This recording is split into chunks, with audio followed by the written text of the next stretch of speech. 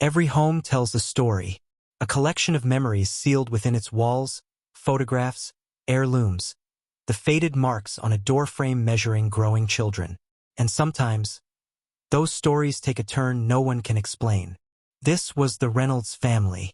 Ordinary, content, a life marked by birthdays, vacations, and quiet Sunday afternoons. But in May of 1999, one small, peculiar event would fracture that world forever. A single photograph, their family portrait, vanished without a trace. And what followed would haunt them long after the frame was gone. James and Linda Reynolds bought their modest two-story home in West Haven, Connecticut, in 1988. The house, built in 1924, was a sturdy colonial with creaky floors and sun-drenched windows. For over a decade, it had been a haven for their growing family. On the mantel of their living room sat the centerpiece of their memories, a professional family portrait taken in the fall of 1997. It captured the Reynolds family at their happiest. James with his arm around his wife, Linda's gentle smile, and their children, Claire and Matthew, aged 9 and 6. The portrait wasn't just a photograph. It was a symbol of their unity. Its presence dominated the room, visible from almost every angle of the house.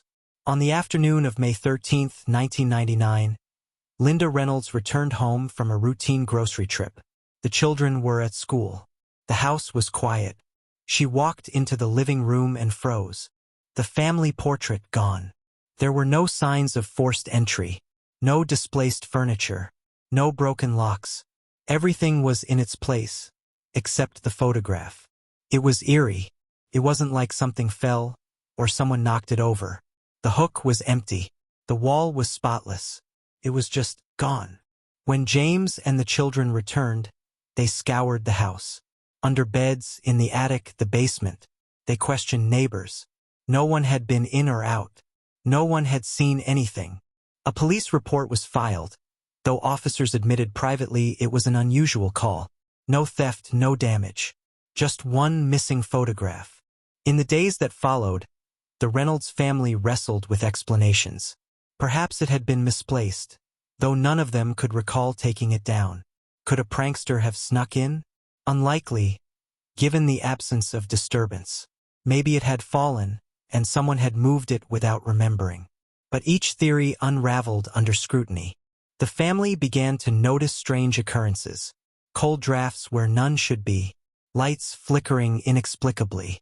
Soft knocks on the walls at night. I'd hear the sound of picture glass clinking, but nothing was there. Rumors surfaced in town about the house's history. Some claimed a previous owner, a widow named Edith Mercer, had died in the house, her presence lingering still. Detective Harold Meeks led the case. Despite its strangeness, he pursued it with due diligence. Every inch of the home was combed, walls tapped for hollow spots, floorboards checked for loose panels. No photograph, no signs of tampering. I've worked homicides less frustrating than this damn picture. Could a family member have taken it? A secret disagreement? An attempt to frighten? Psychological evaluations suggested no such strain. The Reynolds were, by all accounts, a healthy, loving family. In 2001, a local paranormal group conducted an overnight investigation. Recorded temperature drops, electronic disturbances, faint whispers on EVP recordings, none decipherable. Time passed.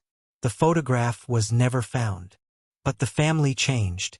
It wasn't about the picture anymore. It was about what it meant. That something could just vanish. Claire developed night terrors. Matthew refused to sleep with the lights off. James withdrew, believing the house held some malignant presence. Linda burned sage, hung crucifixes, and covered mirrors. Neighbors spoke of the home's growing coldness. The laughter that once poured from its windows was replaced by drawn blinds and closed doors. The Reynolds moved out in 2005.